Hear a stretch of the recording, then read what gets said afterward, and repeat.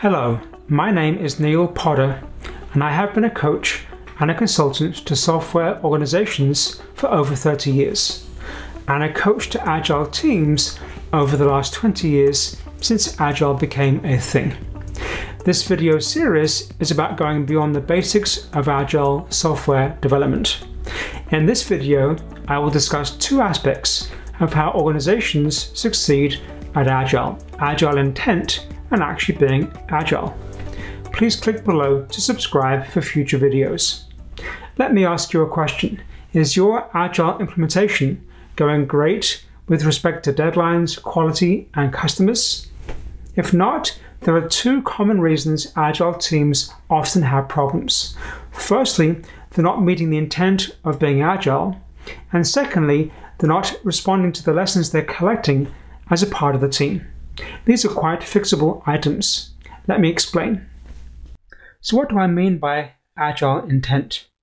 There's two aspects of being Agile. One, we use Agile principles, but implementing for your own situation. And two, we have routine plan feedback and action on the product and process tools and people. Let's explain. So in the Agile manifesto, there are these Agile principles. And so the intent of Agile is to follow the principles, not to the letter of the law, but the intent at a principle level.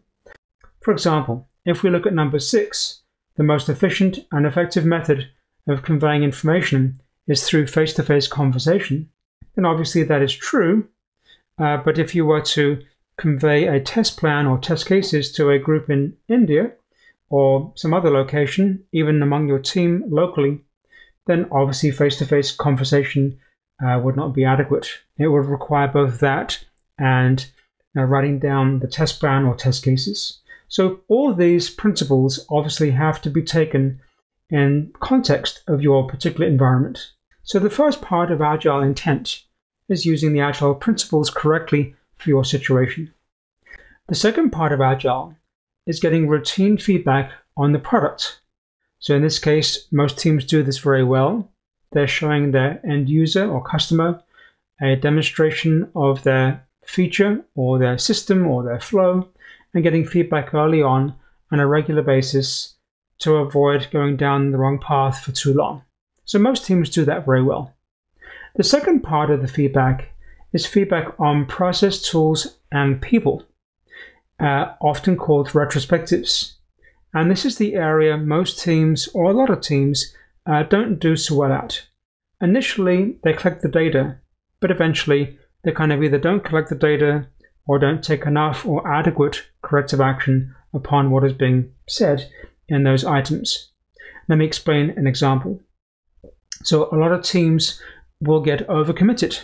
Either estimation is very new to them, or using story points, or knowing what work they can do in their iteration.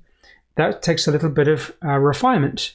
So at the very beginning, they may overcommit, end up with things they cannot finish by the end of the first iteration. So after the second iteration, they're still overcommitting. And then by the third iteration, things have changed. Management has kind of set a deadline, or something has happened on the team. They've lost their resource, and they're still overcommitted. So a lot of teams will initially have a problem like overcommitment, but not really aggressively address that issue in the team to avoid it or to make it better going forward. For example, supplier surprises.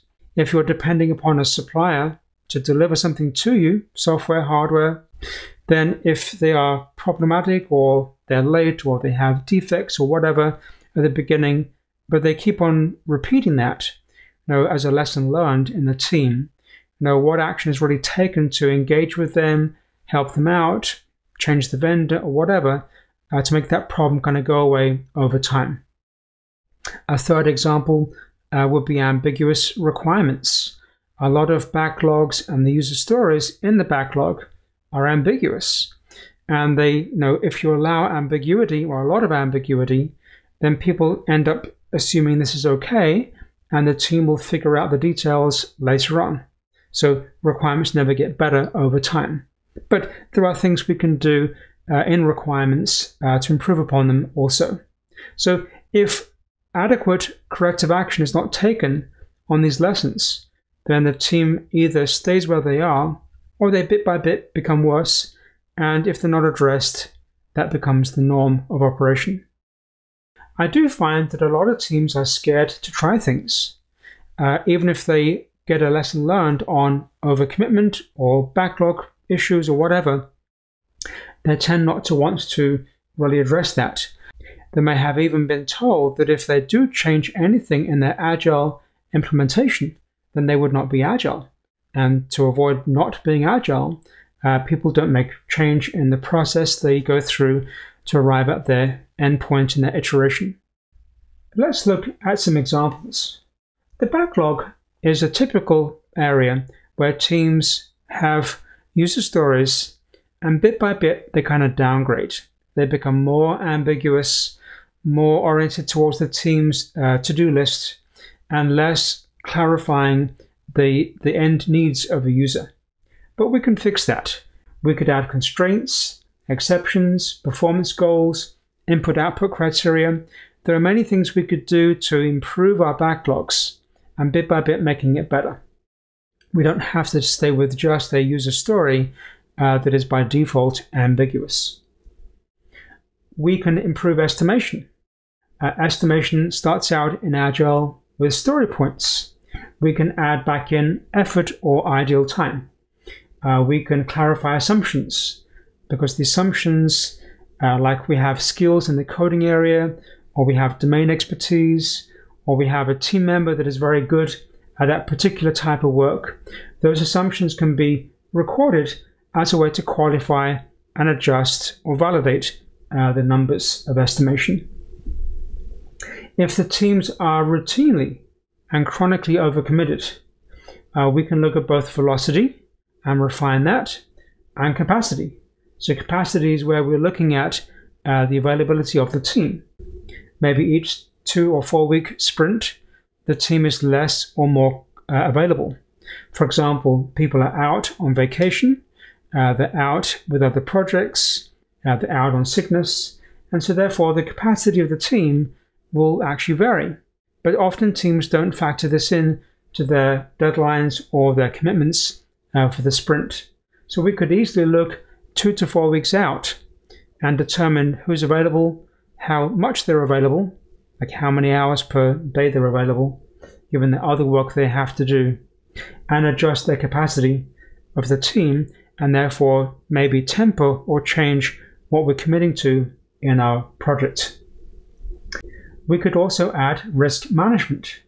This is a way for the team to look ahead and start to elicit or determine what could go wrong in their project, maybe technical, supplier, customer, potential problems. 2 levels of mitigation action. Firstly, actions that can be taken maybe earlier and smaller to head off those problems occurring, so reduce the likelihood, and things we could do maybe as a backup plan should those problems actually occur, have a backup plan to avoid the impact being less to the team. So if we had a supplier risk, we could work with them earlier on to clarify what they're doing, how they're doing it, get early drops of their functionality to kind of check it out.